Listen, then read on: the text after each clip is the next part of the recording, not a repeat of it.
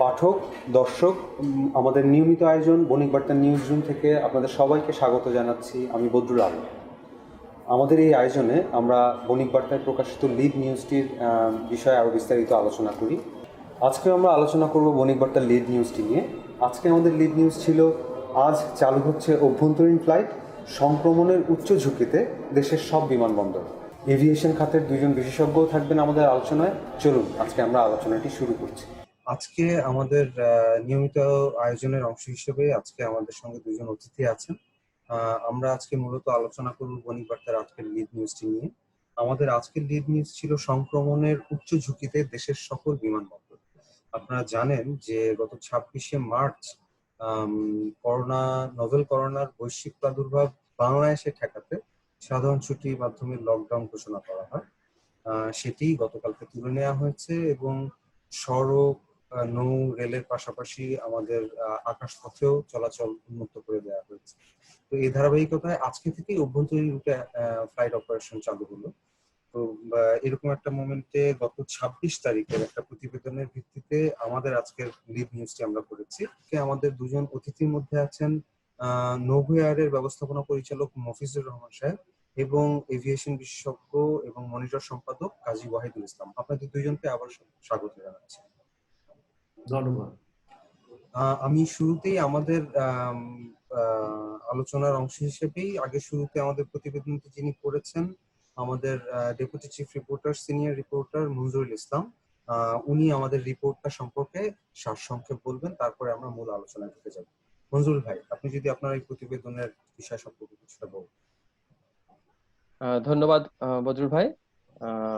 আমরা একটা রিপোর্ট করেছি আজকে, সেটা হচ্ছে যে আমাদের দেশের যে এয়ারপোর্ট বিমানবন্দরগুলো আছে সেগুলোর করোনা সংক্রমণের ঝুঁকিতে কি আছে কিনা, এটা রিপোর্টটা করা হয়েছে বিশেষ করে ইউরোপিয়ান এভিয়েশন সেফটি এজেন্সি যেটা আছেন তাদের একটা গবেষণার উপর। তারা পৃথিবীর সবগুলো দেশের বিমানবন্দরগুলো উপর গবেষণা করে একটা রিপোর্টটা তৈরি করেছেন। সেখানে তারা বিশ্ব স্বাস্থ্য সংস্থা, European centre for disease control and prevention এবং বিভিন্ন গণমাধ্যম মানে গণস্বাস্থ্য নিয়ে যারা যেসব প্রতিষ্ঠান কাজ করে ওয়ার্ল্ড ওয়াইড, তাদের কাছ থেকে তথ্য নিয়ে এই প্রতিবেদনটি তৈরি করেছে। সেখানে তারা পৃথিবীতে যতগুলো বিমানবন্দর আছে তার মধ্যে থেকে কোনগুলো বিমানবন্দর থেকে কোভিড-19 বা করোনা ভাইরাস ছড়িয়ে পড়ার সম্ভাবনা আছে বা ঝুঁকি আছে তার একটা তালিকা তৈরি করেছে। সেখানে তারা দেখিয়েছে যে বাংলাদেশে যে বিমানবন্দরগুলো আছে তার সবগুলোই করোনা সংক্রমণের মানে কোভিড-19 ছড়িয়ে পড়ার উচ্চ ঝুঁকিতে আছে। তো যদিও আমাদের দেশে প্রায় 2 মাস বন্ধ থাকার পর আজকে থেকে অভ্যন্তরীণ রুটে ফ্লাইট শুরু হয়েছে, সীমিত আকারে হলো, এবং সেখানে বেসামরিক বিমান চলাচল কর্তৃপক্ষ এবং সরকারের সমস্ত নিয়ম মেনেই ফ্লাইট শুরু করা হয়েছে এবং করোনা যাতে ছড়িয়ে পড়তে না পারে সেজন্য বিভিন্ন ব্যবস্থাও নেওয়া হয়েছে সরকারের পক্ষ থেকে, বিমানবন্দর কর্তৃপক্ষের পক্ষ থেকে এবং এয়ারলাইন্স গুলোর পক্ষ থেকেও। এবং এই বিষয়ে একটা নীতিমালাও তৈরি করেছে বেসামরিক বিমান চলাচল কর্তৃপক্ষ এবং গত মে মাসে তারা একটি নির্দেশনাও দিয়েছে। নির্দেশনাতে তারা অনেকগুলো ক্রাইটেরিয়া দিয়েছে যে কিভাবে কি কি মেনটেন করে ফ্লাইট গুলো চালানো যেতে পারে। তো এগুলো সব মেনটেন করেও ফ্লাইট শুরু করা হয়েছে আজকে, কিন্তু তারপরেও ঝুঁকি থেকে যায়, যেটা মনে করেছে ইউরোপিয়ান এভিয়েশন যে সংস্থাটি। তো তার উপর ভিত্তি করেই প্রতিবেদনটি তৈরি করা হয়েছে। এটাই ছিল মূল আজকের প্রতিবেদনের বিষয় আর কি। ধন্যবাদ। মঞ্জুর ভাই, আপনার কাছ থেকে একটু জানতে চাবো যে এই যে ওনারা প্রতিবেদনটি করলেন সেটার কোনো গ্লোবাল প্যারামিটার ব্যবহার করেছেন না যে যে দেশের যে যে প্যারামিটার সেই অনুযায়ী ওনারা বিশ্লেষণটা করেছেন? না, এটা হচ্ছে গ্লোবাল প্যারামিটার ইউজ করেছে এবং যেই যেই দেশের অথরিটি আছে সেই দেশের অথরিটির কাছ থেকে ইনফরমেশন নিয়ে প্রতিবেদনটা তৈরি করা হয়েছে। প্রতিটা দেশে আলাদা আলাদা ভাবে তাদের স্বাস্থ্য ব্যবস্থার কি অবস্থা এবং তাদের নিরাপত্তা নিয়ে এবং তারা কিভাবে ঝুঁকি মুক্ত থাকবে সবকিছু বিচার করে এটা তৈরি করা হয়েছে। ইন্টারন্যাশনাল স্ট্যান্ডার্ড সহ পার্টিকুলার দেশের অবস্থাগুলো নিয়েও তৈরি করা হয়েছে। ধন্যবাদ মঞ্জুর ভাই। আমরা এখন আমাদের দুজন অতিথির কাছে চলে যাব।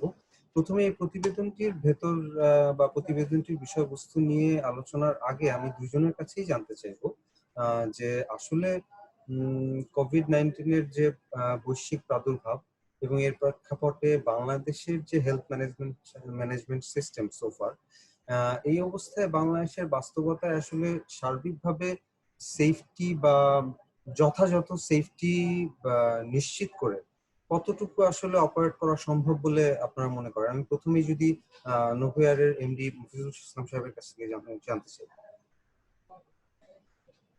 আচ্ছা, আমি এই ইয়াসার যে প্রতিবেদন সেটার উপর ভিত্তি করে যে আজকের বণিক বার্তার প্রতিবেদন, এটার ব্যাপারে যখন আবার প্রসঙ্গটা আসবে আমি সেভাবে তখন অ্যাড্রেস করব।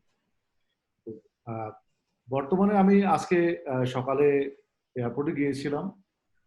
ফ্লাইট অপারেশনের যে শুরু থেকে শেষ পর্যন্ত যে প্রক্রিয়াটা, প্যাসেঞ্জার ডিপার্চার, মানে এন্টারিং টু দ্য এয়ারপোর্ট, তারপর চেক ইন, সিকিউরিটি চেক, তারপরে বাসে করে এয়ারক্রাফটে যাওয়া, এয়ারক্রাফটে বোর্ডিং, এয়ারক্রাফটে যাওয়ার কালীন যে সতর্কতা এবং আবার ফিরে আসা, ব্যাগেজ পর্যন্ত নিয়ে যাওয়ার যে পুরো প্রক্রিয়াটা, সিভিল এভিয়েশন একটা কম্প্রিহেন্সিভ যে একটা গাইডলাইন তৈরি করেছে। আমার মনে হয় যে এটা আমাদের খুব এক্সস্টিং একটা গাইডলাইন হয়েছে। আমি এর মধ্যে কোনো ফাঁকফোকর বা ব্যত্যয় আমি দেখি না। আমার কাছে রাদার মনে হয় যে আমাদের যে পদক্ষেপগুলো, স্বাস্থ্য মন্ত্রণালয়ের গাইডলাইন, সিভিল এভিয়েশনের ওন গাইডলাইন, যারা পৃথিবীর অন্যান্য এয়ারপোর্ট দেখেই করেছে, তা আমার কাছে এর মধ্যে কোনো কিছু যে বাদ পড়ে গেছে বা এমন কোনো কিছু মনে হয়নি। তারপরেও যে এয়ারক্রাফট গুলোকে ডিকন্টামিনেশন, এয়ারলাইনের এমপ্লয়ীদের যে নিজেদের সেফটি, এবং তারা যদি মানে যেহেতু তারা ইন্টারফেসে আসতেছে, তো সার্বিক যে সুরক্ষা পদক্ষেপগুলো নেওয়া হয়েছে, এটার মধ্যে আমি মনে করি যে আমরা ওয়ার্ল্ডের অনেক এয়ারপোর্টের স্ট্যান্ডার্ড চাইতে আমাদের প্রস্তুতি এবং এক্সিকিউশন কোনোটাই কম না। আমরা জানি যে আমি অন্য গণপরিবহনের কম্পেয়ার করব না, এয়ারক্রাফটের স্পেসিফিক যদি আমি আকাশপথ যাত্রীর যে বিষয়টা যদি আমি বলি, আমি যে ধরনের শারীরিক এবং অন্যান্য নিরাপত্তামূলক পদক্ষেপ নেওয়া হয়েছে, আমি মনে করি এটা যথেষ্ট। তারপরেও যদি নতুন কোনো কিছু আসে যে আমরা জানতে পারি যে না, নতুন এইটাই করলে আরো একটু ভালো হবে, আমার মনে হয় যে সিভিল এভিয়েশন কর্তৃপক্ষ এবং আমরা এয়ারলাইন, আমরা অবশ্যই সেগুলো ইমপ্লিমেন্ট করব। কেবল শুরু হলো, আমাদের কিছুটা সময় যেতে হবে যে একটু রিভিউ করার জন্য যে কোথায় আমরা হয়তো অ্যাক্সেস করছি, কোথায় কোনো ঘাটতি আছে আমাদের, সেই যেগুলো আমি মনে করি সপ্তাহখানেক ফ্লাইট অপারেশন করার পরে আমরা সেই বিষয়গুলো পর্যালোচনা করে আমরা নতুন পদক্ষেপ নিতে পারবো। আমি একই প্রশ্ন করব কাজী ওয়াহিদুল ইসলামের কাছে। আমাদের বাংলাদেশের যে বাস্তবতা, তাতে আসলে আপনার যে পরিমাণ সুরক্ষা বা সচেতনতা প্রয়োজন, সেটা বাংলাদেশের বাস্তবতায় আসলে কিরকম, মানে কতটুকু আসলে সেই ব্যবস্থাগুলা বা পদক্ষেপগুলো নেওয়া যাচ্ছে বা যাত্রীরা সচেতন থাকতে পারবে বলে মনে করেন? না, এখানে দেখেন দুটো জিনিস। একটা হলো এয়ারপোর্টের সক্ষমতা, ওখানে এয়ারপোর্টের যেটা হাইজিন এন্ড সেফটি সিকিউরিটির ব্যাপার, সেটার ব্যাপারে, আর একটা দেশের সার্বিক অবস্থার ব্যাপার। হ্যাঁ, দুটোই কিন্তু এখানে আমি মনে করি যে বিবেচনায় এসছে আর কি। কেননা এখন যেটা মহেশ ভাই যেটা বললেন যে আমাদের এখানে সিভিল এভিয়েশনের পক্ষ থেকে যে ধরনের প্রিকশন নেওয়া দরকার তার সবটুকুই করা হয়েছে, বা এয়ারলাইন্স গুলোর পক্ষ থেকে যেগুলো করার দরকার সেগুলো করা হয়েছে, এবং সেটা যথার্থই বলে মনে করছেন, যেটা মহেশ ভাই বলে। আমিও সেটা মনে করি যে না, এখানে আমাদের কোন রকম ঘাটতি আছে বলে এখনো পর্যন্ত আমরা মনে হচ্ছে না। হ্যাঁ, বাট তারপরেও কিছু কয়েকদিন না গেলে আমরা বুঝতে পারবো না। আমরা জানি যে আমাদের পার্শ্ববর্তী দেশ ভারতে যেদিন শুরু করলো প্রথম আভ্যন্তরীণ রুটে ফ্লাইট, সেদিন কিন্তু প্রথম দিনেই তাদের ইন্ডিগো ফ্লাইটে, একটা ফ্লাইটে বেশ কিছু যাত্রী কোভিড পজিটিভ পাওয়া গেছে, যার ফলে পুরো ফ্লাইটের প্যাসেঞ্জারদেরকে কোয়ারেন্টাইন করা হচ্ছে। এয়ার ইন্ডিয়ার ফ্লাইটেও কিন্তু তাদের ধরা পড়েছে। সো এটা কিন্তু কোনো ফুল প্রুফ যে কোনো ব্যবস্থা এটা বলা যাবে না আর কি।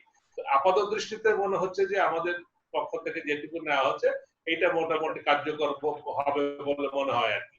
সেটা যেমন ঠিক, at the same time এয়ারপোর্টের আরো কিছু সক্ষমতার ব্যাপার আছে বলে আমি মনে করি। এখন আমাদের কিন্তু সব মানে কন্ট্যাক্ট ইসের ব্যাপার যেটা বলছে ডোমেস্টিকের ব্যাপার, এখানে অত্যন্ত লিমিটেড কিছু প্যাসেঞ্জার যা ক্যাপাসিটি তার 50% তারা ক্যারি করতে পারছে, কাজে এখানে অতটা অসুবিধা হচ্ছে না। বাট একটা ইন্টারন্যাশনাল ফ্লাইট, একটা 777 ফ্লাইট যখন অপারেট করবে প্রায় 300-350 প্যাসেঞ্জারের মধ্যে যদি 2/3 প্যাসেঞ্জারও ক্যারি করে, তাও 300 প্যাসেঞ্জার, 300-350 প্যাসেঞ্জার, এই যে 350 প্যাসেঞ্জার চেকিং করার জন্য যে জায়গা দরকার, বা এদের মধ্যে কয়জন অনলাইনে তারা করতে পারবে, চেক ইন করতে পারবে? বেশিরভাগ প্যাসেঞ্জারই কিন্তু এয়ারপোর্টে গিয়ে চেক ইন করবে। তো সেখানে চেক ইন করার জন্য যে অন্যান্য দেশে যেমন অটোমেটেড কিয়স্ক থাকে, চেক ইন ফ্যাসিলিটি থাকে, যে না ঠিক আছে কাউন্টারে যেতে হবে না, তার অটো চেক ইন করে নিবে, ব্যাগেজ ড্রপ করবে। এটা পৃথিবীর সব দেশে কিন্তু আছে, কিন্তু আনফরচুনেটলি আমাদের এখানে অটো চেক ইন ফ্যাসিলিটি কিন্তু এখন ডেভেলপ করেনি আর কি, আমাদের এখানে সে ব্যবস্থা নাই, যার ফলে প্যাসেঞ্জারদেরকে কিন্তু ওই কাউন্টারে যেই করতে হবে। এখন একটা ফ্লাইটে যদি 300 প্যাসেঞ্জার থাকে, এই 300 প্যাসেঞ্জার চেক ইন করতে যদি এক একজনের 5 মিনিট 7 মিনিট করে সময় লাগে, তার যদি সবকিছু হিস্ট্রি নিতে হয়, তার সিকিউরিটি দেখতে হয়, তার কোভিড এর ব্যাপার অনেকগুলো চেক ইন প্রসিজিওর আছে, সেগুলো যদি ফলো করতে হয়, তাহলে যে সময় লাগবে একটা বিদেশি একটা এয়ারক্রাফট এসে টার্ন অ্যারাউন্ড যে টাইম, সেই টাইম কিন্তু হিউজ টাইম লাগবে। এখন আমরা সাধারণত এখন জানি যে 1 ঘন্টা টার্ন অ্যারাউন্ড টাইম সবগুলো এয়ারক্রাফটের থাকে। এখন সেই টার্ন অ্যারাউন্ড টাইমে কিন্তু কোনো এয়ারক্রাফটে ঢাকা থেকে ফিরে যেতে পারবে না প্যাসেঞ্জার নিয়ে, তাহলে দেখা যাবে প্যাসেঞ্জারদেরকে 10 ঘন্টা আগে রিপোর্ট করতে বলতে হবে। সো এই জায়গাগুলো কিন্তু এখনো কাজ করার বাকি আছে। আমাদের অটো চেক ইন ফ্যাসিলিটি করতে হবে, তারপরে আমাদের এয়ারপোর্টে কিন্তু জায়গার সংকীর্ণতা আছে, মানে আমাদের আপনি চেক ইন কাউন্টার গুলোতে যদি দেখেন, তাহলে ওখানে বেশি লোক দাঁড়ানোর সুযোগ নেই। এখন যদি 3 মিটার দূরত্ব যদি দাঁড়াতে হয়, সোশ্যাল ডিস্টেন্স যদি মেনটেন করে, তাহলে কিন্তু কয়জন প্যাসেঞ্জার দাঁড়াতে পারবে, সেটাও একটা বড় প্রশ্ন থেকে যাবে আর কি। সো কাজেই এই জায়গাগুলো কিন্তু কিভাবে অ্যাড্রেস করা হবে, সেগুলোকে সিভিল এভিয়েশনকে এখনই চিন্তা ভাবনা করতে হবে, এবং এটার একটা গিভেন দ্য সিচুয়েশন সেটা অ্যাড্রেস করেই কিন্তু আমাদেরকে ইন্টারন্যাশনাল ফ্লাইট চালু করার ব্যবস্থা করতে হবে। এটা গেল একটা দিক। আরেকটা দিক দেখেন, দেশের সার্বিক করোনা কিন্তু একটা দিকে যাচ্ছে, এটা কখন লেভেলে আসবে এখন আমরা কেউ বলতে পারছি না, বা আদৌ কতদিন হবে, কি করবে না করবে সেটা বলা যাচ্ছে না। তো যতক্ষণ পর্যন্ত এই কার্ভটা একটা ডাউন ট্রেন্ড না হবে, ততক্ষণ পর্যন্ত কোনো দেশই এখান থেকে প্যাসেঞ্জার নেওয়ার ব্যাপারে, প্যাসেঞ্জার অ্যাকসেপ্ট করার ব্যাপারে আপনারা জানেন অলরেডি জাপান বাংলাদেশ সহ প্রায় 11টা দেশের প্যাসেঞ্জারকে ট্রাভেল রেস্ট্রিকশনস আছে বাংলাদেশের উপরে, এবং বেশিরভাগ বাংলাদেশের যেসব দূতাবাস আছে, দূতাবাস কর্মীরা কিন্তু সব দেশ ছেড়ে, করোনার আশঙ্কায় দেশ ছেড়ে চলে গেছে। এর ফলশ্রুতিতে হয়েছে কি, যে এখন যে বিদেশে যে একটা ফ্লাইট যাবে, আজকে ব্যাংকক বলেন বা সিঙ্গাপুর বলেন বা মালয়েশিয়া বলেন, হংকং বলেন, এগুলো তো ভিসা লাগবে। বাংলাদেশিরা যদি যেতে হয় তাদের তো ভিসা দিতে হবে। এই ভিসাটা কে দিবে? এমবাসি গুলোতে তো তাদের লোগোবল নাই। আর ভিসা যদি না হয়, তাহলে যে এখন যে জিনিসটা আমরা কিছু মিডিয়াতে পত্র পত্রিকায় দেখেছি, যে যাত্রী ভাড়া বেড়ে যাবে, বিভিন্ন কিসের কারণে, নিয়ম নীতির কারণে হয়তো যাত্রী ভাড়া বেড়ে যাবে। আমি তো বলি যাত্রী ভাড়া বাড়ার থেকে যাত্রী সংকটটা বড় হয়ে দাঁড়াবে আর কি। হ্যাঁ, কেননা এখন যাত্রী পাওয়াটাও কিন্তু একটা সংকট হবে। সো কাজেই এইসব নানা বিষয় বিবেচনা নিয়ে আমরা বলতে পারি যে এখনো কিন্তু আমাদের airport is not ready for international operation. Sir, ধন্যবাদ। আমি একটু মফিজুর রহমান সাহেবের কাছে জানতে চাইবো যে এই যে এখন আমরা আসলে প্রতিবেদনটার ভেতরে আসলে নিয়ে আলোচনা করবো, সেটা হচ্ছে কি যে এই প্রতিবেদনটিতে যে ঝুঁকির কথা বলা হয়েছে বাংলাদেশের সব বিমানবন্দর ক্ষেত্রে, সেই বিষয়গুলোকে আপনারা বাংলাদেশের প্রেক্ষাপটে এবং বৈশ্বিক প্রেক্ষাপটে আসলে কতটা যৌক্তিক মনে করছেন, এবং তারা আসলে কতটা ঠিক বলছে? ইয়াসার প্রতিবেদনটা যেটা আমি মোটামুটি আপনাদের বণিক বার্তার হিসেব থেকে যেটা আমি পড়লাম, তো এটা আসলে ইয়াসার ভিত্তিমূলটা কি আমি কিন্তু ঠিক জানি না। ইয়াসার ওদের ইন্টারনাল কোনো মেকানিজম আছে, ইভেন আমেরিকার অনেকগুলো এয়ারপোর্ট, ইভেন ইউরোপের কিছু এয়ারপোর্টও এই ঝুঁকির মধ্যে আছে। তো আমাদের ঢাকা এবং যে অন্যান্য এয়ারপোর্ট গুলো, সেগুলোরও কিন্তু এক একটার এক এক ধরনের মানে ব্যবস্থাপনা এই ঝুঁকিটা কমানো গৃহ শহরের জন্য, লোকবল, ইকুইপমেন্ট সবকিছু মিলে। জি। তো যেটা আমি ঢাকা থেকে যেটা আমার দেখা এবং যেটা আমি অন্য এয়ারপোর্ট থেকে মোটামুটি যে ফিডব্যাকটা নিয়েছি, তো সেটা মানে আমার অপারেশনের ফিডব্যাক যেটা, যে সেটা যথেষ্ট সতর্কতাই মূলক ভাবেই নেওয়া হয়েছে বলে তারা আমাকে জানিয়েছে। এখন আমার যে বিষয়টা, প্রথমত ইউরোপিয়ান ইউনিয়নে ওরা খুব সম্ভবত বাংলাদেশের গ্রাউন্ড রিয়ালিটি জানে না। আমাদের তৃতীয় বিশ্বের একটা দেশ হিসেবে হয়তো জাস্ট ঢালাও ভাবে একটা কমেন্ট দিয়ে দিয়েছে, কিন্তু অ্যাটলিস্ট আমি ঢাকার কথা দেখে যেখান থেকে ম্যাক্সিমাম পারছে, এবং আমি এখনো ডোমেস্টিক, আমরা তো ইন্টারন্যাশনালে যাইনি, সেটা বিষয় আমাদের ওয়াহিদ ভাই যে সংখ্যাটা প্রকাশ করেছে ইন্টারন্যাশনালের জন্য, সেটা কিন্তু অনেকটাই ইয়ারকে আমাদের স্থানের সংকুলন। কিন্তু সিভিল এভিয়েশন যে অ্যাপ্রোচটা নিয়েছে সেটা হলো যে খুব কন্ট্রোল ভাবে ওপেন করা, যেমন আমরা কিন্তু ফুল ক্যাপাসিটিতে ডোমেস্টিক ওপেন করি। তো এখন যেটা আমরা এই যে সীমিত সংখ্যক ফ্লাইটে যেটা রেশিও করা যাচ্ছে, এটা কিন্তু যদি মানে পুরো দমে আমরা যদি ছেড়ে দেই তাহলে কিন্তু এটা মেনটেন করা যাবে। তো আমার সেই জন্য আমার মনে হয় সিভিল এভিয়েশন এবং আমরা অপারেটররা আমাদের সেই জিনিসটা বিবেচনায় নিয়েই আমাদের ফ্লাইট সংখ্যা নির্ধারণ করতে হবে, যাতে এই যে সতর্কতামূলক পদক্ষেপগুলো এটা ইনটিটু মেনটেন করা যায়। আর আমার অনেক অন্য একটা সংখ্যা যেটা আমি জেনারেল মার্কেট ট্রেড সবকিছু দেখতে পাচ্ছি, যে আমরা কিন্তু খুব শীঘ্রই যে আগের পর্যায়ে ফিরে যাব এমন নয়। আমার কাছে যে ইন্ডিকেশন আসছে, এখন আপাতত শুরুতে জাস্ট কিছু পেন্ট আপ ডিমান্ড, লোকজন কোথাও আটকে গেছে, কোথাও মানে তার নিজের জায়গায় ফিরে আসবে, এই জন্য কিছু ডিমান্ড আছে। কিন্তু আমাদের আগামী কয়েকদিন যদি দেখি, ডিমান্ড ইজ ভেরি সফট। এখন আমরা যে ফ্লাইট গুলো দিয়ে শুরু করেছি সেইটাই মেনটেন করা যায় কিনা আমার কাছে যথেষ্ট সন্দেহ আছে। তো আমরা যদি এই সীমিত পর্যায়ে থাকি, আমার মনে হয় যে পদক্ষেপগুলো নেওয়া আছে এটা অ্যাডিকুয়েট এবং এটা আমরা চালিয়ে যেতে পারি। কিন্তু যদি ক্যাপাসিটি আমাদের ইনক্রিজ করতে হয়, সাথে সাথে আমাদের ওইগুলো লক্ষ্য রাখতে হবে যাতে যে ইনক্রিজড প্যাসেঞ্জার নাম্বার যেটা, সেটা আমাদের ইনফ্রাস্ট্রাকচার হ্যান্ডেল করতে পারবে কি। আপনার কথা যদি ঠিক ধরতে পারি, যে আমাদের এই সীমিত পরিসরে বা সীমিত আসন সংখ্যা, সীমিত যাত্রী নিয়ে পরিচালনার সময় নিয়ম নীতি বা যেসব রুলস রেগুলেশন সেট করা হয়েছে সেগুলো মেনটেন যদিও আমরা করতে পারি, কিন্তু যখন আমাদের নর্মাল ফ্লোতে চলে আসবে তখন কতটুকু মেনটেন করতে পারবো সেটা নিয়ে আপনি সন্দিহান, তাই কি? অনেকটা তাই। তবে সিভিল এভিয়েশন যেটা প্ল্যান করেছে যে আস্তে আস্তে ক্যাপাসিটিটা বিল্ড করবে।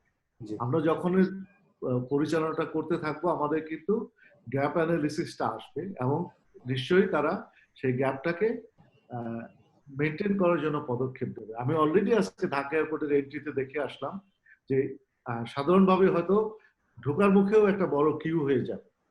তো সেই কিউ ম্যানেজমেন্টের জন্য ওরা তো পদক্ষেপ নিচ্ছে। তো যার জন্য এটা একটা চলমান প্রক্রিয়া হবে। আমি মনে করি চলমান প্রক্রিয়ার মধ্যে যেখানে গ্যাপ আসবে বা যেখানে এডিশন লাগবে, সেগুলো মনে হয় আমাদের ইনক্রিজ হয়ে যাবে। জি, ওয়াহিদুল সাহেব, আপনার কাছে আমি একই জিনিস আগে জানতে চাইবো, যে এই যে প্রতিবেদনটি আজকে বণিক বার্তা করেছে, সংক্রমণের উচ্চ ঝুঁকিতে দেশের সব বিমানবন্দর, যার উপরে ভিত্তি করে প্রতিবেদনটা করেছে, আপনি তাদের বক্তব্যটাকে আসলে কিভাবে দেখছেন? তারা কতটুকু বাস্তবসম্মতভাবে বাংলাদেশের বিষয়ে মতামতটা দিয়েছে? না, এটা শুধু যে বাংলাদেশের এয়ারপোর্টের ব্যাপারে বলেছে তা না, অনেক উন্নত বিশ্বের দেশগুলোর ব্যাপারে তারা বলেছে, আমেরিকা বলেছে, মধ্যপ্রাচ্য বলেছে, ইউরোপের অনেকগুলো এয়ারপোর্ট, আমি যতটুকু জানি প্রায় 23টা এয়ারপোর্ট সম্বন্ধে তারা তাদের অবজারভেশন দিয়েছে। সো কাজে এটা বাংলাদেশকে ভালোভাবে দোষারোপ করতে তা নয়, কিন্তু এটা একটা জেনারেল একটা রেটিং তারা দিয়েছে আর কি, এবং এটা একটা পার্মানেন্ট কিছু না, এটা যে কোনো সময় এটা চেঞ্জ হতে পারে বা উইথড্র হতে পারে। সো কাজে এই জিনিসটা আমি মনে করি যে এখন আমাদের সিভিল ডিভিশনের অথরিটি উচিত হবে ইয়াসার সাথে যোগাযোগ করে তাদের কাছ থেকে ভিত্তিমূল সম্বন্ধে জানা এবং কোন কোন কিসের থেকে, এটা তো আমরা যে তাদের যে ইয়াসার ওয়েবসাইট থেকে যে রিপোর্ট দেখেছি তাতে আমাদের এটা বুঝেছি যে আমরা জেনারেল একটা আইডিয়া পেয়েছি, বাট এটার ভিত্তিমূলটা তো আমরা জানি না কোন ভিত্তিতে তারা কি কোন রেটিং এর উপরে তারা এই জিনিসটা করেছে সেটা জানার জন্য এটা কিন্তু সিভিল এভিয়েশনকেই উদ্যোগ নিতে হবে এবং সেটা উদ্যোগ নিয়ে তাদেরকে এটা সেই জিনিসগুলো অ্যাড্রেস করতে হবে এবং তখনই সেটাকে কার্যকর করা যাবে। এটা না হলে আমরা উপর থেকে একটা রকম চিন্তা করতে পারি, বাট এটা তো ডেফিনেটলি তাদের কোনো আছে, ভিত্তিমূল না থাকলে তো তারা এটা করতে পারেনি আর কি। তো কাজেই এই জায়গাটা থেকে আমি মনে করি সিভিল এভিয়েশন এগিয়ে যাওয়া উচিত এবং এটাকে যাতে করে এই প্রবলেমটা সলভ করা যায় সেটা যত দ্রুত সম্ভব তত এটা আমাদের জন্য মঙ্গল হবে আর কি। এবং মফিজ ভাই যেটা বলছেন আমি আমি তার সাথে এগ্রি করি যে ঠিক আছে ডোমেস্টিক সেক্টরে যেটা হচ্ছে সেটা ঠিক আছে, ডোমেস্টিকের জন্য মোটামুটি আমরা বলতে পারি যে আমরা সক্ষমতা অর্জন করছি এবং যে পর্যায়ে আমরা এটা মেনটেন করছি বা যে গাইডলাইন তৈরি করা হচ্ছে মোটামুটি সেটা আমরা বলতে পারি যে অ্যাডিকুয়েট এবং বাস্তবতা পরিপ্রেক্ষিতে যদি আরো কিছু সমস্যার সৃষ্টি হয় সেটা পরে করা যাবে। বাট এই 50% যাত্রী নিয়ে কমার্শিয়াল ভায়াবিলিটিটা কতটুকু হবে সেটাও কিন্তু প্রশ্ন করতে হবে। আমরা দেখলাম যে প্রাইভেট এয়ারলাইন গুলো এমনকি 2000 টাকা ঢাকা চিটাগাং তার টিকিট বিক্রি করছে। এখন 2000 টাকা টিকিট বিক্রি করে এখন হয়তো 2 দিন 3 দিন 5 দিন 1 সপ্তাহ 2 সপ্তাহ সার্ভাইভ করতে পারবে। এখন যদি এইটা করতে যে ফ্লাইট অপারেশন করতে যে এয়ারলাইন গুলো যদি আরো রুগ্ন হয়ে যায় তাহলে তো আরেকটু আমাদের ভয়ের কারণ হয়ে যাবে। আমরা কোনো মতেই চাই না যে আমাদের দেশীয় এয়ারলাইন গুলো উন্নতা লাভ করুক বা তাদের কমার্শিয়াল ভায়াবিলিটিটা হারিয়ে যায়। আমরা অবশ্যই চাই যে এয়ারলাইন গুলো তারা তাদের সক্ষমতা ফিরে পাক, তাদের প্রফিটেবিলিটি থাক, তারা তাদের স্টাফ মেনটেন করার জন্য যে ধরনের ওভারহেড এক্সপেন্সেস আছে সেইগুলো কি করুক। তো কাজেই সেখানে সেই জায়গাটা চিন্তা করতে হবে। যেখানে বাসের ভাড়া 60% বাড়ছে সেখানে যদি বিমান ভাড়া যদি কমে যায় তাহলে সেটা কিন্তু গুড সাইন। তো কাজেই আমাদের বাড়ার সম্ভাবনা একটা ব্যাপার আছে। এটা এয়ারলাইন গুলো আমি বলবো যে ডেফিনেটলি তারা এটা বড় কথা আমার কাছে আমাদের এখানে কিন্তু একটা জেনারেল একটা ইয়ে আছে আছে যে আমাদের এয়ারলাইন গুলো একে অপরের সাথে ই করতে যে আনফেয়ার কম্পিটিশন, বিশেষ করে ন্যাশনাল ক্যারিয়ারের সাথে বিমান দেখা যায় যে প্রাইভেট এয়ারলাইন যে ভাড়া দেয় তাদেরকে কম ভাড়া করা দিয়ে তারা কিছু প্যাসেঞ্জার পেতে চেষ্টা করে। এই জায়গাগুলো এই ক্রাইসিসের সময় জাতীয় ক্রাইসিস, আন্তর্জাতিক ক্রাইসিস এবং ইন্ডাস্ট্রির সব থেকে বড় একটা ক্রাইসিসের মধ্যে এই আনফেয়ার কম্পিটিশনের কাজে একটা এয়ারলাইন গুলো তাদের মধ্যে নিজের আন্ডারস্ট্যান্ডিং করে যাতে করে সবাই সার্ভাইভ করতে পারে একটা এবং প্যাসেঞ্জারদের সাথে বিনষ্ট না হয় সেই দিকটা চিন্তা রেখে কিন্তু আমি মনে করি যে এটাকে কি করতে হবে। জি আমরা আনতে হবে এবং আমরা আশা করি যে ডোমেস্টিক সেক্টর ঘুরে দাঁড়াবে, সাথে সাথে ইন্টারন্যাশনাল ফ্লাইট গুলো আবার চলাচল শুরু করবে। বাট এইটা একটা কাজ করছে একটা কনসার্ন সবার মনে কাজ করছে যেটা বললেন যে এখন ইন্টারন্যাশনাল ফ্লাইট শুরু করার ব্যাপারে যে ধরনের দরকার প্যাসেঞ্জারদের মধ্যে যে ধরনের কমফোর্ট দরকার বা যে ধরনের দরকার সেই জিনিসটা প্যাসেঞ্জারদের মধ্যে কতদিনে ফিরে আসবে। জি জি ওয়াহিদুল আলম সাহেব আমরা বুঝতে পেরেছি আপনি মনে হয় কিন্তু এখনো প্রশ্ন আছে। জি আপনি আমরা সেদিকেও চিন্তা করতে হবে আমাদেরকে। জি আপনি আমরা এই বিষয়ে এই কমার্শিয়াল ভায়াবিলিটি প্রসঙ্গে বিশেষ করে মফিজুর রহমান সাহেবের কাছে জানতে চাইবো। তার আগে মনজুর ভাই আপনি মনে হয় প্রশ্ন করতে চাচ্ছিলেন। জি আমি একটু প্রশ্ন করতে চাচ্ছিলাম মফিজুর রহমান সাহেবের কাছে। সেটা হচ্ছে যে আজকে প্রথম ফ্লাইট চালু হয়েছে অভ্যন্তরীণে 2 মাস বন্ধ থাকার পরে, প্রায় 2 মাস বন্ধ থাকার পরে আজকে থেকে শুরু হলো ফ্লাইট। তো সেক্ষেত্রে আমরা দেখেছি প্রথম দিনে বিমান বাংলাদেশ এয়ারলাইন্সের অনেকগুলো ফ্লাইট, প্রায় 6টার মতন ফ্লাইট বাতিল হয়েছে এবং বেসরকারি একটি এয়ারলাইন্সেরও ফ্লাইট বাতিল হয়েছে যাত্রীর অভাবে। তো এইটা কি আপনারা আগামী 7 দিন কি রকম দেখেছেন, যে আগামী 7 দিন যাত্রী কি পেয়েছেন? মানে টিকিট তো অগ্রিম বিক্রি হয়েছে, মানুষ কি ভয় পাচ্ছে এয়ারপোর্টে আসতে বা এয়ার ভ্রমণ করতে, নাকি মানুষ কিছুদিন দেখতে চাচ্ছে যে আমরা আরো কিছুদিন পরে ভ্রমণ করব। আবার একটা জিনিস দেখেছি যে আজকে বিমানবন্দর থেকে যতটুকু শেষ খবর পেয়েছি যে 2 জন যাত্রীকে শরীরের তাপমাত্রা বেশি থাকার জন্য ফেরত পাঠানো হয়েছে। তো আপনারা কি যাত্রীদেরকে আগে থেকে কোনো ইনস্ট্রাকশন দিয়েছেন যে এরকম শরীরের তাপমাত্রা 99 ডিগ্রির উপরে হলে আপনারা এয়ারপোর্টে আসবেন না, এরকম কিছু কি করেছেন কিনা মিস্টার মফিজুর রহমান সাহেব? ধন্যবাদ। আপনার যে কয়েকটা প্রশ্ন, এর মধ্যে আমি যদি একটা একটা করে যাই, যে হ্যাঁ, প্রায় 2 মাস কয়েকদিন অতিবাহিত হওয়ার পরে 2 মাস 6 দিন পরে আমাদের ফ্লাইট অপারেশন শুরু হয়েছে। বিমানের বেশ কিছু ফ্লাইট বাতিল হয়েছে, আর যাত্রী স্বল্পতার জন্য অন্য একটা প্রাইভেট এয়ারলাইনেরও ফ্লাইট ক্যান্সেল হয়েছে। যেটা আমাদের ওয়াহিদ ভাই বলছিলেন যে মাত্র 50% যাত্রী, আমাদের কিন্তু সেই 50% যাত্রী হচ্ছে না। তো কমার্শিয়াল ভায়াবিলিটির ব্যাপারটা তো আমি নাই বা আসি এখন, অবশ্যই এটা আমাদের বলতে হবে। আমি অবশ্যই বলবোই আপনার এই প্রশ্নটা অ্যাড্রেস করার পরে। এই আগামী যে কদিন যেটা বলছিলেন যে আমরা মানে কি ট্রেন্ড দেখতে পাচ্ছি যে কেন এই না, আমার কিছু গ্রুপের সাথে ডিসকাশন এবং ওভারঅল যে ফাইন্যান্সিয়াল সিচুয়েশনের অ্যানালিসিস সবকিছু মিলে আমার যে অনুভূতি, সেটা আমার ব্যক্তিগত অনুভূতি। আমি যেটা বলছিলাম যে জাস্ট আজকে কালকে একটা পেন্ট আপ ডিমান্ড থাকবে। আগামী কিছুদিন কিন্তু আমরা সেই ডিমান্ড বা কোয়ারি দেখতে পাচ্ছি না প্যাসেঞ্জারদের কাছ থেকে। আমাদের যে কল সেন্টার গুলো আছে সেখান থেকে যাত্রীদের কিন্তু ভ্রমণের ব্যাপারে তাদের প্রশ্ন কম, প্রশ্ন হলো তাদের শঙ্কার বিষয়টা, যে কিভাবে শঙ্কামুক্ত ভাবে তারা ট্রাভেল করতে পারে।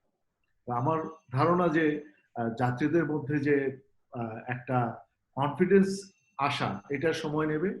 আর অর্থনৈতিক বিষয়টা কিন্তু আছে, কারণ আমাদের এখন বাংলাদেশের যদি আমি বলি প্রায় সবগুলো এয়ারপোর্টই কিন্তু বিজনেস রিলেটেড ট্রাভেলটাই সবচেয়ে বেশি হয়। আপনি সেটা চিটাগং এর কথাই বলেন, সৈয়দপুরের কথা বলেন, যশোরের কথা বলেন বা সিলেটের কথা বলেন, মেটেরিয়াল বিজনেস রিলেটেড ট্রাভেলটা কিন্তু সবচাইতে বেশি। এবং আমরা অস্বীকার করতে পারবো না যে আমাদের ওভারঅল বিজনেস সেক্টরটা কিন্তু হার্ডলি হিট, সব বিজনেস। তো বিজনেসে যদি হার্ড হিট হয়, তো প্রথমে যেটা কার্টেল হয় সেটা হলো এয়ার ট্রাভেল।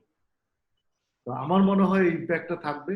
আর ব্যক্তিগত লেভেলেও যে ট্রাভেল গুলো হতো, আমাদের এয়ার ট্রাভেলটা কিন্তু মোটামুটি সার্বজনীন হয়ে গিয়েছিল, যে ধনী লোক ট্রাভেল করতেছে, আমাদের ইভেন নিম্ন মধ্যবিত্ত আয়ের লোকজনও কিন্তু এয়ার ট্রাভেল করতো। এখন সেটা কিন্তু খুব সহসা ফিরে আসতেছে না। তো যার জন্য আমার মনে হচ্ছে যে এই যে ধারা, কম যাত্রীর ধারা, এটা কিন্তু অব্যাহত থাকবে।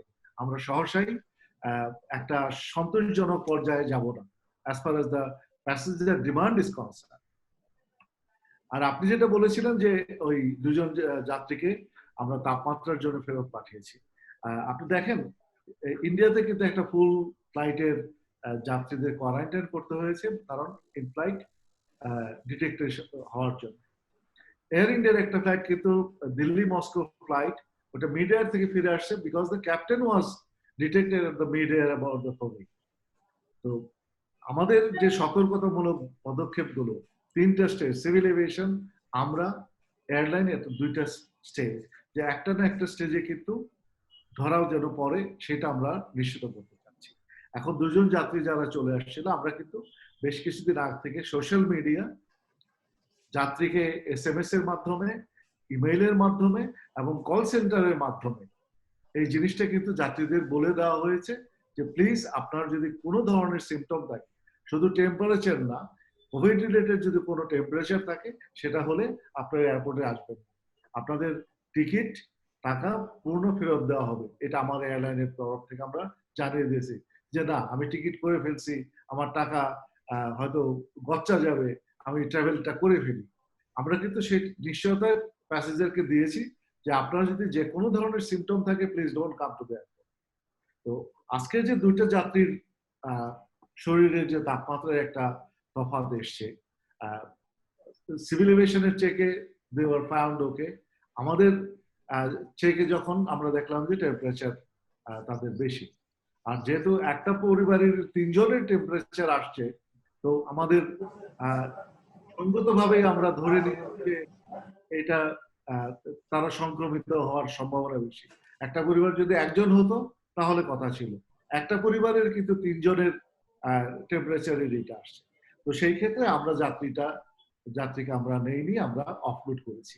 এটা আমি এয়ারলাইনের দায়িত্ববোধ থেকে আমরা এই রিস্কটা নিতে পারি না। এখন আপনারা সবাই এয়ারলাইনে ট্রাভেল করেন, সিভিল এভিয়েশনের সিকিউরিটি চেক এবং এই যে টেম্পারেচার চেক, এটা যে কোনো ধরনের দিয়ে ওই থার্মাল গানটা দিয়ে যখন আমরা চেক করি, একটা নির্দিষ্ট দূরত্ব এবং নির্দিষ্ট সময় পর্যন্ত কিন্তু ধরে রাখতে হবে। আমি যদি জাস্ট ধরলাম সেটা 1 ফিট 2 ফিট দূরে, আমি কিন্তু টেম্পারেচার ঠিক পাবো না। ওটা স্পেসিফিক বলা আছে কত সেন্টিমিটার দূরত্ব থেকে মাপতে হবে। তো আমার মনে হয় এই জিনিসগুলো আমাদের ওই ইনিশিয়াল চেকিং সিভিল এভিয়েশন থেকে যেটা হয় এবং আমরা যেটা করি, এটা আমাদের রিলিজিয়াসলি ওই যেটাতে আমরা মাপছি সেটার যে স্পেসিফিকেশন সে অনুযায়ী যত সেকেন্ড ধরে রাখতে হবে এবং যত দূরত্ব থেকে, সেটাই করলে কিন্তু আমরা এই ধরনের সিচুয়েশন থেকে বেঁচে যেতে পারবো। আর আমি আবারও বলতে চাচ্ছি যেটা আমরা কনস্ট্যান্টলি আমাদের প্যাসেঞ্জারদের মানে করার জন্য, তাদের মধ্যে একটা রিয়েলাইজেশন আনার জন্য যে আপনি যদি মনে করেন যে অসুস্থ বোধ করছেন বা কোনো কিছু, please don't come to the airport. Mohit ভাই, আমার একটা কোশ্চেন ছিল, সেটা হচ্ছে যে টিকিট কোনো যাত্রী যদি মনে করে যে সে শারীরিকভাবে অসুস্থতা বোধ করছে, আপনি যেটা বলছিলেন যে তার টিকিটের টাকা রিফান্ড দেওয়া হবে, এক্ষেত্রে কি কোনো টাইম ফ্রেম করে দিয়েছেন যে যাত্রার 5 ঘন্টা আগে বা 4 ঘন্টা আগে বা একদিন আগে জানাতে হবে তাকে? না না, এই ধরনের কোনো টাইম ফ্রেম দেয়নি। ইভেন কেউ যদি এয়ারপোর্ট থেকে এসেও যদি ফিরে যেতে হয় তার সিমটমের জন্য, আমরা ফুল রিফান্ড করবো। আমরা এই ধরনের কোনো টাইম লাইন দেইনি। কারণ এই সিচুয়েশনে হ্যাঁ কিছু বিসিউজ এর বিষয় আসতে পারে।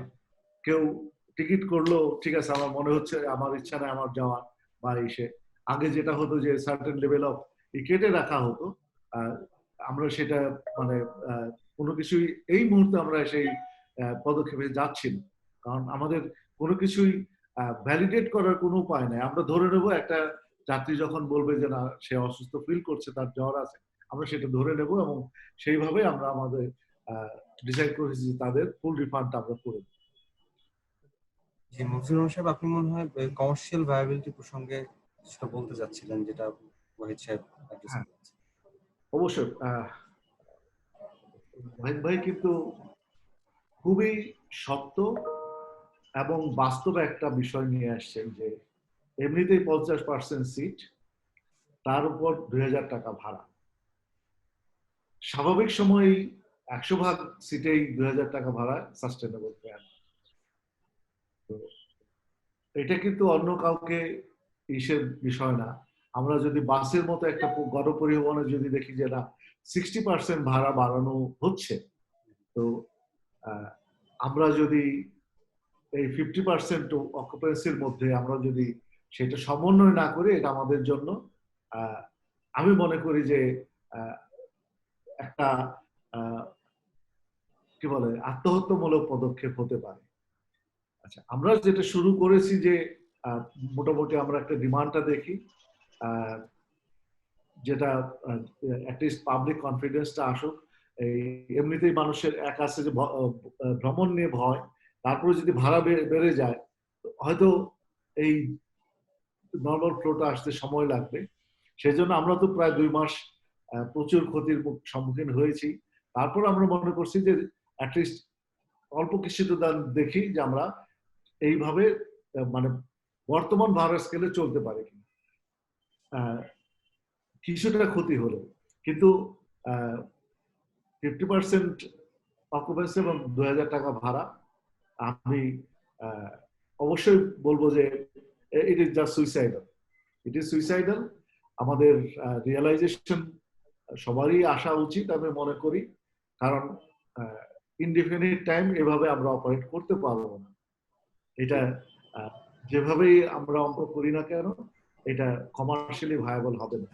আর বিজনেস ভেঞ্চার কমার্শিয়াল ভায়াবিলিটি প্রথম আসে। আমরা এখানে কিন্তু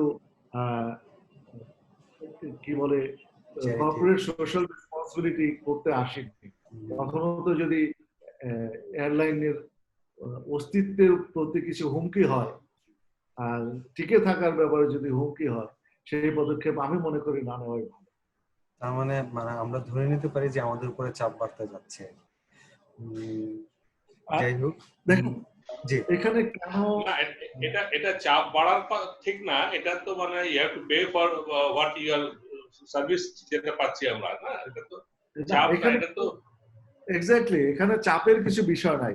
আর আরেকটা জিনিস কিন্তু আমাদের একটু দেখতে হবে, আমাদের যেখানে যে 50% এইটা আমরা অনেক কিছু ওভারডু করছি কিনা।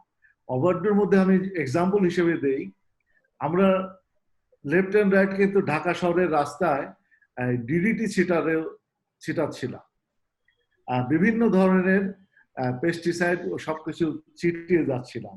আমাদের ওয়ার্ল্ড হেলথ অর্গানাইজেশন বললো যে এটা পরিবেশের জন্য প্রচন্ড হুমকি স্বরূপ। এক্স্যাক্টলি এটা কিন্তু আমাদের যে জীব বৈচিত্র্যের উপর একটা হুমকির বিষয়। তা আমরা কি কখনো চিন্তা ভাবনা করে এটা করেছি? এটা কিন্তু সঠিকই হয়নি। তো আমাদেরও যে মানে সিমিলারলি যদি আমি বলতে যাই যে আমাদের 50% খালি রাখলেই কি আমরা ইস্যু করতে পারবো, অথবা 100% কি আমার কোনো ঝুঁকি আছে? এই জিনিসটা কিন্তু আমাদের বিবেচনা করতে হবে। এখন let's look at the continental America. সেখানে কিন্তু কোনো কনস্ট্যান্ট নাই। If there is 100% you take 100%। Go to continental Europe. In fact Mofiz ভাই, আমি এখানে বলি, এখানে কিন্তু আয়াটারও কোনো এখানে এন্ডোর্সমেন্ট নাই, কিন্তু আয়াটা বলে নাই যে 50% সিট অকুপাই করে যেতে হবে। এইটা কিন্তু ইটস এ লোকাল প্রেসক্রিপশন আর কি। সো কাজেই এটা আমি যতটুকু জেনেছি আয়াটা কিন্তু বলেনি যে না তোমার সিট 50% খালি রাখতে হবে বা ই করতে হবে। হেলথ এন্ড হাইজিন মেইনটেইন করতে হবে, ঠিক আছে, কিন্তু সো কিন্তু এখানে খালি রাখার ব্যাপারটা আমি মনে হয় এটা খুব একটা মানে যুক্তিপূর্ণ হচ্ছে বলে মনে হয় না। মানে civil aviation might have different consideration. আমি অ্যাবসলিউটলি ওয়াহিদ ভাই এইটার সাথে মানে এগ্রি করে বলতে চাই যে কন্টিনেন্টাল ইউরোপে দ্যার ইজ নো রেস্ট্রিকশন, আমার পাশের দেশ ভারতে দ্যার ইজ নো রেস্ট্রিকশন। আর আরেকটা কথা ওয়াহিদ ভাই যেটা বললেন যে প্রথম যখন এই ধরনের প্রশ্ন আসলো যে মিডল সিট ভ্যাকেন্ট রাখার একটা যে কনসেপ্ট যখন আসলো, it's not the decision from the বিভিন্ন রেগুলেটর থেকে। আর এটা কিন্তু এটা ভেহিমেন্টলি অপোজ করেছে, বড় বড় অনেক এয়ারলাইন ভেহিমেন্টলি অপোজ করেছে যে this is not the way যে আমরা অপারেট করতে পারবো, নট কমার্শিয়ালি। আর তারা সায়েন্টিফিক্যালি বলেছে এয়ারলাইনের যে মানে এয়ার রিসার্কুলেশন সিস্টেম যেটা, এয়ার ফিল্ট্রেশন সিস্টেম যেটা, এটা কোনোভাবেই যদি একটা সিট খালি থাকে বা ভর্তি থাকে এটাতে কোনো ডিফারেন্স মেক করতে পারবে না। তা আমি আশা করছি যে আমাদের যে রেগুলেটর, আমাদের যে কনসার্ন অথরিটি যারা, তারা এই জিনিসটাকে বিবেচনায় নিয়ে আমাদের কোনো রেস্ট্রিকশন না রাখলে অ্যাটলিস্ট আমার মনে হয় যে একটা দীর্ঘ সময় আমরা হয়তো লাভ তো আমরা এমনিতেই করি না, এয়ারলাইন গুলো মোটামুটি দান ছত্রের মতো আমরা প্যাসেঞ্জার ক্যারি করে যাচ্ছি বছরের পর বছর। অ্যাটলিস্ট যদি আমরা 100%ই থাকে একটা সহনীয় পর্যায়ে একটা ভাড়া দিয়ে আমরা চলতে পারবো। টিকে থাকা এখন বড় কথা। আমার মনে হয় সেই জিনিসটি আমাদের দেখতে হবে, এবং আমি মনে করি মানে আমাদের দিক থেকে আমরা সিভিল এভিয়েশনের সাথে এই ব্যাপার নিয়ে এই করবো যে বিশ্বে যা ঘটছে আমরা তার ব্যতিক্রম কেন হবে। আপনাদের দুজনকে ধন্যবাদ। আমরা একটু সর্বশেষ আমাদের যে আলোচনার মূল বিষয় আমাদের প্রতিবেদনটা, সেটার প্রেক্ষিতে একটা ছোট্ট প্রশ্নের দুটো ছোট্ট উত্তর নিয়ে আমরা আলোচনা শেষ করব। এখানে আজকে প্রতিবেদনে বলা হয়েছে সংক্রমণের উচ্চ ঝুঁকিতে বাংলাদেশের সব বিমানবন্দর। আহ, মানুষ যেখানে গ্যাদারিং হচ্ছে এবং লোকবল বেশি হচ্ছে সেখানেই সংক্রমণের ঝুঁকিটা বেশি হবে, এটাই কোভিড-19 প্রেক্ষাপটে এটা খুব স্বাভাবিক। কিন্তু আসলে আমাদের দেশের যে প্রেক্ষাপট তাতে আসলে আপনারা আমাদের বিমানবন্দরগুলোকে ঝুঁকির কোন রেটিং এ রাখবেন আপনাদের নিজস্ব অবজারভেশন? এটা আমি ব্যক্তিগত জায়গা থেকেই আপনাদের ব্যক্তিগত মতামতই জানতে চাচ্ছি। আচ্ছা, আমি এই বিষয়ে আহ, অবশ্যই ওয়াহিদ ভাইও আছেন, উনি ওনার অ্যাসেসমেন্টটা দিবেন। তা আমি মনে করি যে এখন এমনিতেই একটা ফিয়ার সাইকোসিস আমাদের মধ্যে কাজ করছে। তো আমরা এখন যা কিছুই করি একটা দীর্ঘস্থায়ী কি প্রভাব পড়বে সেটার উপর আমাদের অনেক চিন্তা ভাবনা করে কাজ করতে হবে। তো আহ, অবশ্যই আমাদের কাউকে যদি সতর্ক করতে হয় আমাদের সেটা অবশ্যই করতে হবে। মানে সব দিক বিবেচনা করে আমি মনে করি আমাদের একটা পজিটিভ দৃষ্টিভঙ্গি থাকা জরুরি। আর আমি বর্তমানে যে স্কেল, যে পদক্ষেপ নিয়ে আমরা যে মানে ফ্লাইট অপারেশন শুরু হয়েছে, আমি মনে করি যে আমি কোনো অ্যাটলিস্ট এয়ার ট্রাভেল আমি কোনো ঝুঁকি দেখছি না। আমাদের যে হারে মার্কেট এমনি গণপরিবহন যেভাবে চলতেছে সেই তুলনায় এয়ার ট্রাভেল কিন্তু সবসময় নিরাপদ ছিল, দুর্ঘটনার ঝুঁকির দিক থেকে সবকিছুর দিক থেকেও। আমি অ্যাটলিস্ট এই কোভিড-19 দিক থেকে আমি মনে করি যে এটার সাথে কোনো ঝুঁকি সম্পৃক্ত নেই। সব প্যাসেঞ্জার মাস্ক পরে যাচ্ছে, হ্যান্ড গ্লাভস পরে যাচ্ছে, আইশিল্ড পরে নিয়ে যাচ্ছে। তো এই পরিস্থিতিতে আর আরেকটা জিনিস মনে রাখতে হবে, প্যাসেঞ্জার কিন্তু নিজের গ্লাভস মাস্ক বা কোনো কিছু ছাড়া এয়ারপোর্টে আসলেও আমরা এন্ট্রিতেই কিন্তু এয়ারলাইন একটা ফ্রেশ মাস্ক গ্লাভস দিয়ে দিচ্ছি। তো যার ফলে আমি মনে করি যে আমরা যে প্রত্যেকটা এয়ারক্রাফটকে যে ক্লিনিং, যেটা ডিকন্টামিনেশন, যেটা যে প্রসেস গুলো করা হচ্ছে ইচ অ্যান্ড এভরি ফ্লাইটের জন্য, আমি এখানে কোনো সংক্রমণের ঝুঁকিটা আমি একবারে বলবো না যে 100% নিরাপদ, এটা ই করে 100 বলার কোনো সুযোগ নেই। এর মধ্যে কোনো কিছু হতে পারে, কিন্তু সংগৃহীত পদক্ষেপ নিয়ে আমি বলবো যে 90% উপরে এয়ার ট্রাভেল ইজ সেফ। একটা দুই একটা অড ইনসিডেন্ট হতেই পারে, এটা সব জায়গায় হয়, কিন্তু আমি মনে করি যে সার্বিক বিবেচনায় air travel is safe enough. জি, ওয়াহিদুল আলম সাহেব, আপনার কি মতামত? না, মফিজ ভাই যেটা বলেছেন আমিও মোটামুটি তার সাথে একমতই। আমি সার্বিক বিবেচনা যদি নেই, আমাদের সব বাংলাদেশের সব ধরনের যে মোড অফ ট্রান্সপোর্টেশন আছে তার মধ্যে definitely air transportation is the best এবং এটা মোস্ট সেফেস্ট, এটার ব্যাপারে কোনো সন্দেহ নাই। এবং এটা যথেষ্ট মানে আজকে, তবে আমি যেটা বলবো আজকে প্রথম দিন আমরা দেখেছি, প্রথম দিন মর্নিং শোজ দ্য ডেজ, তো আমরা মনে হচ্ছে যে এয়ারলাইন গুলো অনেক বেশি সচেতন, সিভিল এভিয়েশন সচেতন। এখন এয়ারপোর্টে যারা কাজ করে এখানে তো শুধু প্যাসেঞ্জারদের সচেতন হলে হবে না, প্রাইভেট এয়ারলাইন ওখানে কিন্তু বিমানের বহু কর্মকর্তা কর্মচারী কাজ করে, অন্যান্য বিভিন্ন প্রায় 24টা বিভিন্ন এজেন্সির লোকজন কাজ করে, সবাইকে সচেতন হতে হবে।